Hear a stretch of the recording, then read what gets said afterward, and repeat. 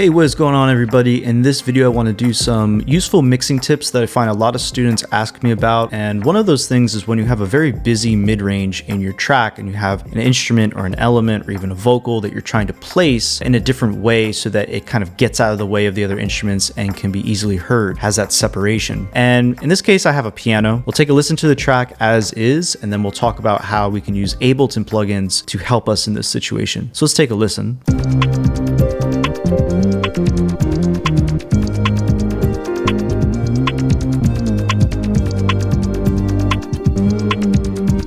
So the thing we're paying attention to is in orange here, and as I pull up the EQ, some of you might have recognized that it was really impossible to hear what this piano was doing. So now you can see it. And you can tell it's having a lot of trouble to actually be heard in the mix. And this is a very common issue in mixing. So in this scenario, what a lot of people would actually do is typically grab an EQ and sort of push up the mid-range of that piano.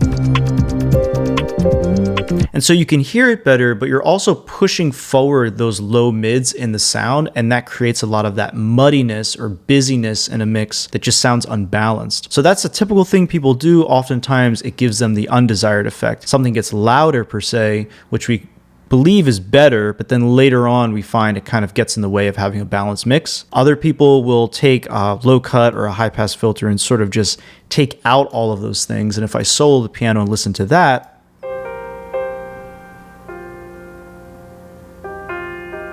it sort of sounds like it's coming out of like a little tinny speaker, which is kind of a cool thing. I mean, you're changing the timbre or the tone or the color of that piano, but you're also losing all of its body. You're losing all the transients that sit in the mid-range there. So you're gonna lose a lot of the power of the sound, and it'll just sort of get drowned out because it's losing its transient. So that's not necessarily a desired effect. So something that I actually do is I change the color of that thing. And one of the secret weapons, I think, is Ableton's Amp plugin, which was originally marketed to Ableton users as, you know, an amp emulation plugin that you would use with a direct inject guitar. Like you plug your guitar directly into your computer, play into the amp plugin, and you get a cool desired distortion effect. And it can do that. Some people have found it doesn't really have the desired natural distortion that they would otherwise get from a pedal or a real amplifier. But I think what kind of the secret weapon of this plugin is changing the timbre or the color of really anything you put through it, including a piano. So we have this very natural piano going through the amp. It's going to change the color, and that's going through a reverb, which is also changing the sonic placement. So that piano doesn't have to sit in front of everything like the drums and the synth bass. It can be further behind sonically in its spaciousness, and that also separates it in the mix and makes it more clear that you can hear. So let's listen to it one more time without these plugins and then with, so you can hear the difference.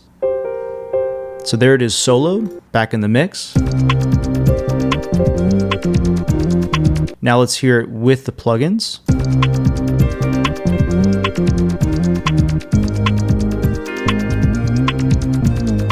Sounds very different. It's much more further away and more lo-fi in a way. And that's what Amp and also the cabinet plugin in Ableton do extremely well. They change the color of something so well for placing it in a different way in the mix that just avoids all of those mid-range issues. So a typical piece of mixing advice you're gonna find people give you a lot of times is to EQ before you compress something. And there's kind of a reason for that. If you think about it, the EQ is something that is going to allow us to change the timbre of that thing, the frequency balance. And then when you compress afterwards, you can then squeeze its dynamic range and place it dynamically in the mix. So we've basically done the first step. We've changed its color or its timbre or its tone. And now what we want to do is go ahead and compress it so we can place it in the mix. So let's listen to it at its current state.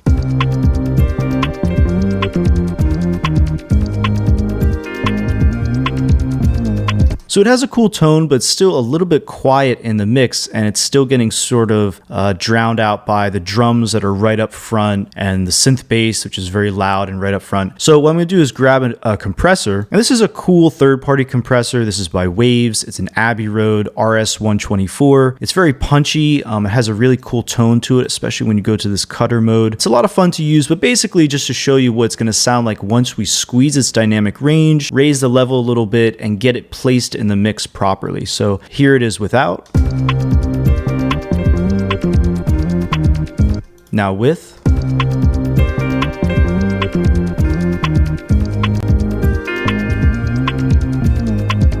So I really love this thing because it adds like a little bit of punchiness to the sound. It adds a little more transient to that piano, but also places it where it needs to be with this new tone as well that we've added to it using the amp plugin by Ableton. But you don't need this plugin to do that. So right here I've got Drum Bus by Ableton, and it does a very similar thing. It's mostly known as a saturation plugin, but it has a compressor mode right here.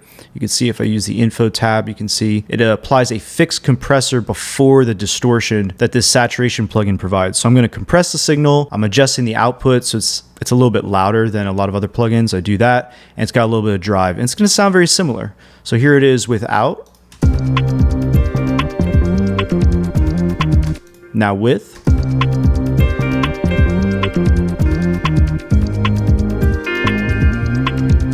So now let's listen to the RS-124 and then we'll compare the two. So here it is with the Abbey Road compressor.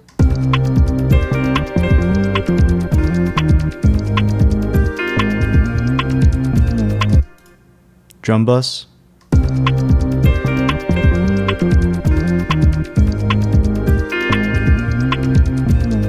So very similar in the way they placed it, the piano in the mix. And you can look at my settings here. They're very simple. I kept the drive at the default 20%, soft, turn on the compressor, and I'm really just adjusting the output. So you don't need a third-party plugin to do this, but I would highly recommend checking this one out because it just sounds so cool. It adds a lot of punchiness to the track, or to the piano, I should say. And if you have any comments or questions about this topic, please feel free to put them in the comment section below. And yeah, I'll see you on the next video. Take care.